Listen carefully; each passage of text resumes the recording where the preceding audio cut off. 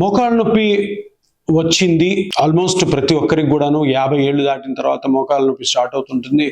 100కి 80 మంది మోకాళ్ళ నొప్పితో బాధపడతారు. దానికి పెద్ద పెద్ద ఆపరేషన్లకు పోతుంటారు, వివిధ రకాలైన ట్రీట్మెంట్లు తీసుకుంటుంటారు.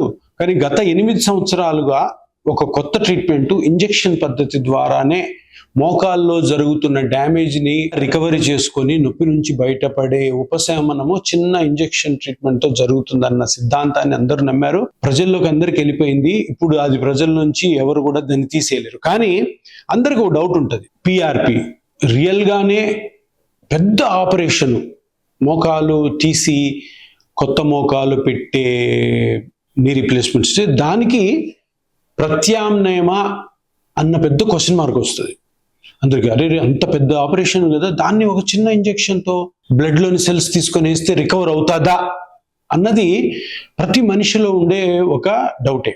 ఈ డౌట్కి క్లారిటీ ఇస్తాను, వినండి. మోకాలు నొప్పి రాగానే మనము ఏదో టాబ్లెట్లు వాడతాం, కొన్ని రోజులకి తగ్గద్దు, దాని తర్వాత మళ్ళీ ఎక్స్రేనో స్కానో ఏదో తీసుకుంటాం.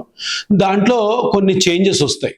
మోకాలు నొప్పి వచ్చిన వాళ్ళకి 50-55 ఏళ్ళు దాటిన వాళ్ళకి మోకాలు నొప్పి వస్తే అసలు మోకాళ్ళలో ఏది దెబ్బతినడం వల్ల నొప్పి వస్తుంది అన్నది అందరికీ తెలుసుకోవాలన్న జిజ్ఞాస ఉంటుంది, అందరికీ అవసరం కూడా. ఎందుకంటే ఒకవేళ మోకాలు జాయింట్లో మోకాలంతా చెడిపోయింది అనుకోండి, సరే మోకాలు నొప్పి మొత్తం చెడిపోయింది, మోకాలంతా తీసేసి కొత్తది పెట్టుకోవాలి. అట్లా కాకుండా మోకాలులో నొప్పి వచ్చింది, అది తీవ్రతరం అవుతుంది, స్కాన్ చేసి చూస్తే 1 ఇంచో 1.5 ఇంచో 2 ఇంచులో మటుకే ఏదైనా ఒక మెత్తటి పదార్థం లోపల మోకాల్లో ఉండే సాఫ్ట్ పార్ట్ ఏదైనా అరగడము లేదంటే దెబ్బతినడం జరిగితే దాన్ని మళ్ళీ మనము రికవర్ చేసుకునే అవకాశం ఒకవేళ ఉంటే మనం కంప్లీట్గా ఈ మోకాలు నొప్పి నుంచి బయటపడదాం అన్నది సింపుల్ లాజిక్. ప్రతి మోకాలు అరిగిపోయిన వాళ్ళకి కూడాను చాలా సంవత్సరాలు ఉండే ప్రాబ్లం ఇదే.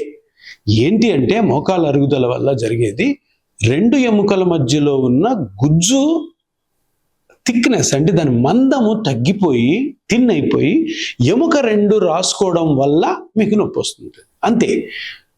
నీ ఆస్టియోఆర్థరైటిస్ అంటే మోకాల్లోని గుజ్జు అరిగిపోయి ఎముక రాసుకోవడం వల్ల మీకు వచ్చే నొప్పి. ఆ అరిగిపోవడం అన్న గుజ్జు మొత్తం అరిగిపోతుంది, మోకాలు అరగదు. ఏదో ఒక పార్ట్ అందరు కూడా అక్కడే పాయింట్ చేసి చూపిస్తారు, ఇక్కడ అరిగింది, ఇక్కడే నొప్పి వస్తుంది నాకని. మనం స్కాన్ చేసి చూసినా కూడాను మోకాల్లో బోన్స్ బాగుంటాయి, మజిల్స్ బాగుంటాయి, లిగమెంట్స్ బాగుంటాయి, మెనిస్కస్ బాగుంటుంది. ఓన్లీ కార్టిలేజ్ అంటే గుజ్జు అది లోపల అంటే మీడియల్ సైడ్ అరిగి ఉంటుంది. ఎంత అరిగి ఉంటుంది? 1 ఇంచో 1.5 అంత చిన్న అరుగుదలకి మనము మళ్ళీ ఆ అరుగుదలను కానీ రికవర్ చేస్తే లాజికల్గా మీరు మోకాళ్ళ నొప్పి నుంచి బయటపడతారు. ఈ పిఆర్పి సిద్ధాంతం కూడా అదే.